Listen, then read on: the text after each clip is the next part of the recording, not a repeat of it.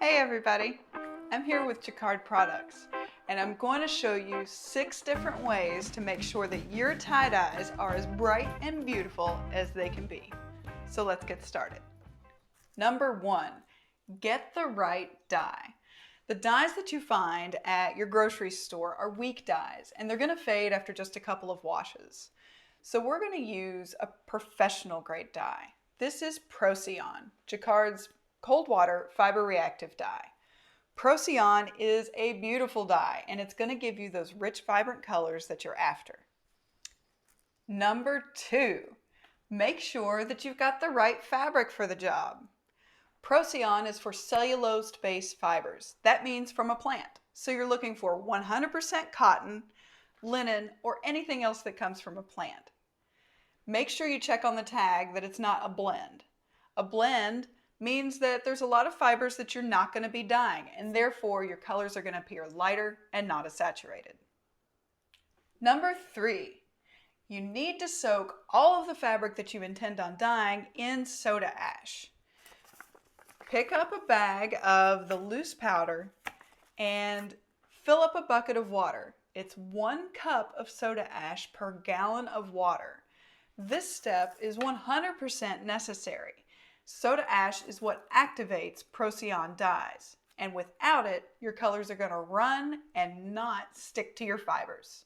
Number 4, this may sound silly, but follow the directions. On the back of these Procyon bottles, there are directions specifically for tie-dye, and you need to follow those. They are 2 teaspoons per 8 ounces of liquid. If you want a stronger dye, don't use more dye powder. If you want a weaker dye, don't use less. To change the intensity of a color, simply get a lighter or darker color of Procyon dye. They come in a full range of colors, and really you have unlimited choices on what color or what strength of color that you want. Number 5. This one I find most people flub up on, and it's use urea. Urea is going to go into the mix of your dye. So you'll have 2 teaspoons of Procyon and 1 tablespoon of urea per 8 ounces of water. Urea is a humectant. It keeps things wet longer, and it keeps this whole dye active process lasting longer and longer. It makes those colors more saturated, more vibrant, more deep, all of those good things. It really intensifies the colors. So definitely use urea when you're mixing up your dyes. Number 6, the last one.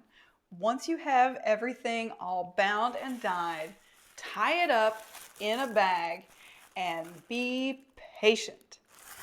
1, you need to let this dye process happen and give it as long as possible. It's impossible for it to be too long of a wait before you rinse. But if you rinse it too early, your colors will come out too quickly and they won't be as strong. So tie it up, bag it, and the instructions for Jacquard's tie-dye kit recommends 12 to 24 hours. Tie it up and put it to the side. Also, while it's in a bag, much like cooking, heat really helps this process. It's like a casserole. All of those flavors in the oven get really warm and they all get together to make a really robust flavor. Same thing with the dyes. If you can bag these up and put them in the sun where they can kind of cook, your dyes will be even stronger. So take your 6 lessons, apply them to your dyes, and watch out, you're going to have some really beautiful colors on your hands. All of these products are featured on jacquardproducts.com. You can get a full list of colors for Procyon and instructions on each of the components that I've mentioned.